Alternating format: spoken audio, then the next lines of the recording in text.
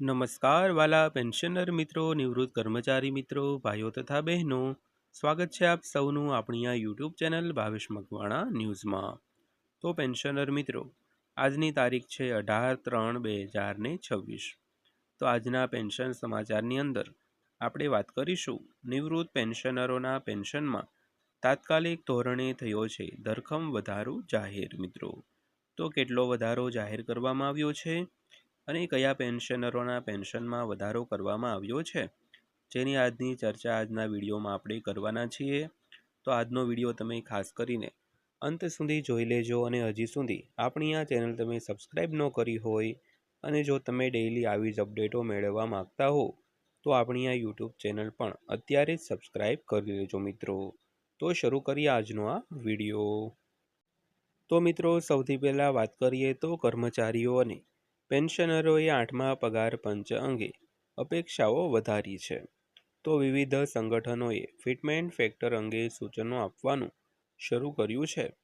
તો આ દરમિયાન પેન્શનર્સ એસોસિએશને સ્પષ્ટતા કરી છે કે નવું ફિટમેન્ટ ફેક્ટર એવું હોવું જોઈએ કે તે ફુગાવાની અસરને ઓછામાં ઓછું કરે અને આવકમાં વાસ્તવિક વધારો કરે। મિત્રો, તો ખાસ કરીને 8મા પગાર પંચ અંગે દરેક પેન્શનરો અને કર્મચારીઓએ પોતાની અપેક્ષાઓ છે તે વધારી છે।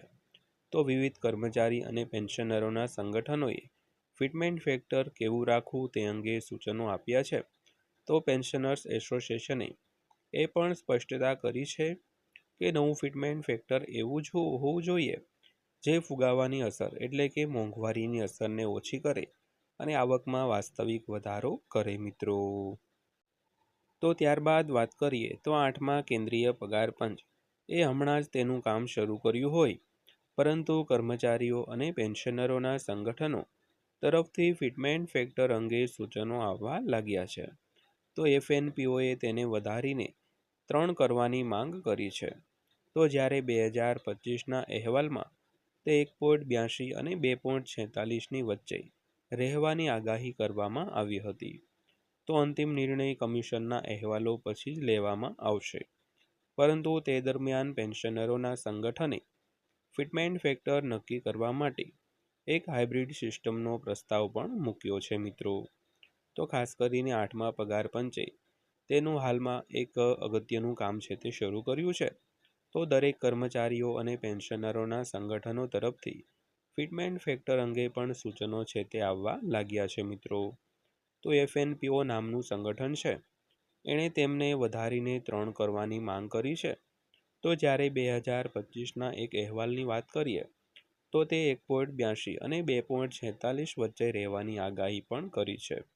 તો પેન્શનરોના ઘણા સંગઠનોએ ફિટમેન્ટ ફેક્ટર નક્કી કરવા માટે એક હાઇબ્રિડ સિસ્ટમનો ઉપયોગ કરવાનો પણ વાત કરી છે। મિત્રો, તો ત્યારબાદ પેન્શનરોના સૂચનોની વાત કરીએ તો આ દરખાસ્ત રેલવે વરિષ્ઠ નાગરિક કલ્યાણ સમિતિ દ્વારા 14 માર્ચ 2026ના રોજ 8મા પગાર પંચને અધ્યક્ષને સુપરત કરવામાં આવી છે।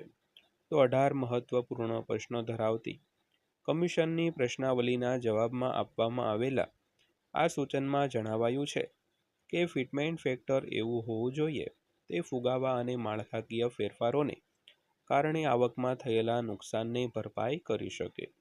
તો ખાસ કરીને પેન્શનરો માટે સમાન અને પર્યાપ્ત ફિટમેન્ટ જરૂરી કહેવામાં આવ્યું છે। તો આ સમાચાર અનુસાર સંગઠને ડોક્ટર વોલેસ એક્રોઇડના ફોર્મ્યુલા અને 7મા અને 5મા પગાર પંચની પદ્ધતિઓને જોડીને હાઇબ્રિડ મોડલ અપનાવવાની વાત પણ કરી છે। મિત્રો, ત્યારબાદ વાત કરીએ તો આ બાબતોનો સમાવેશ કરવા માટેની ભલામણો કરવામાં આવી છે। તો દરખાસ્તમાં જણાવ્યું છે કે ફિટમેન્ટ ફેક્ટરની ગણતરી કરતી વખતે નીચેના ખર્ચનો પણ સમાવેશ થવો જોઈએ।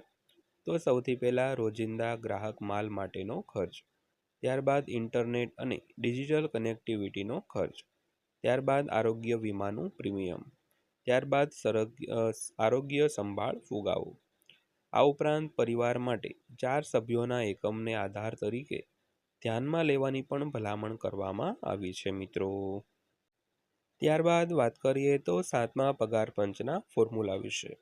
તો 7મા પગાર પંચે એકરોઇડ ફોર્મ્યુલાને આધારે પગાર માળખું સ્થાપિત કર્યું હતું, જે દેશમાં સરેરાશ જીવન ખર્ચો દર્શાવે છે. તો આ ફોર્મ્યુલામાં દૈનિક જરૂરિયાતોના ભાવોનો સમાવેશ થાય છે, જેના સમયાંતરે શિમલા સ્થિત લેબર બ્યુરો દ્વારા સમીક્ષા કરવામાં આવે છે. તો 8મા પગાર પંચ માટેનો આ પ્રસ્તાવ ફિટમેન્ટ ફેક્ટર નક્કી કરવા માટે એક નવો અભિગમ પ્રદાન કરે છે, જે દરેક કર્મચારીઓ અને પેન્શનરો બંનેને લાભ આપવાની અપેક્ષા છે મિત્રો. તો ત્યારબાદ શું અપેક્ષા રાખવી તેની વાત કરીએ. તો અહેવાલો અનુસાર 8મું પગાર પંચ હાલમાં ડેટા એકત્રિત કરવા અને બેઠકોમાં વ્યસ્ત છે. તો એવું માનવામાં આવે છે કે તેનો અંતિમ અહેવાલ 2027 સુધીમાં સરકારને સુપરત કરવામાં આવી શકે છે. ત્યારબાદ મંજૂરી આપવામાં આવશે. પરિણામે કમિશનની ભલામણો 2027માં લાગુ થવાની અપેક્ષા છે. તો જ્યારે બાકી રકમ 1 જાન્યુઆરી 2026થી મળી શકે છે. જોકે બજેટ 2026માં આ મુદ્દા પર કોઈ મોટી જાહેરાત કરવામાં આવી ન હતી, કારણ કે પ્રક્રિયા હજુ પણ ચાલુ છે. તો જો વિવિધ યુનિયનો તરફથી દબાણ મજબૂત રહેશે, તો ફિટમેન્ટ ફેક્ટર સંભવિત રીતે 3 કે તેથી વધુ આવી શકે છે. જોકે સરકાર અંતિમ નિર્ણય લેતી વખતે નાણાકીય પરિસ્થિતિ અને ખર્ચના બોજને પણ ધ્યાનમાં લેશે મિત્રો. તો મિત્રો, આ હતી આજની માહિતી પસંદ આવી હોય, વિડીયો સારો લાગ્યો હોય તો વિડીયોને એક લાઇક કરજો અને આવી જ માહિતીઓ મેળવવા માટે આપણી આ યુટ્યુબ ચેનલ સબસ્ક્રાઈબ કરી લેજો. તો ફરીવાર પાછા મળીશું એક નવા વિડીયો સાથે, નવી માહિતી સાથે. ત્યાં સુધી સૌને જય હિન્દ, વંદે માતરમ.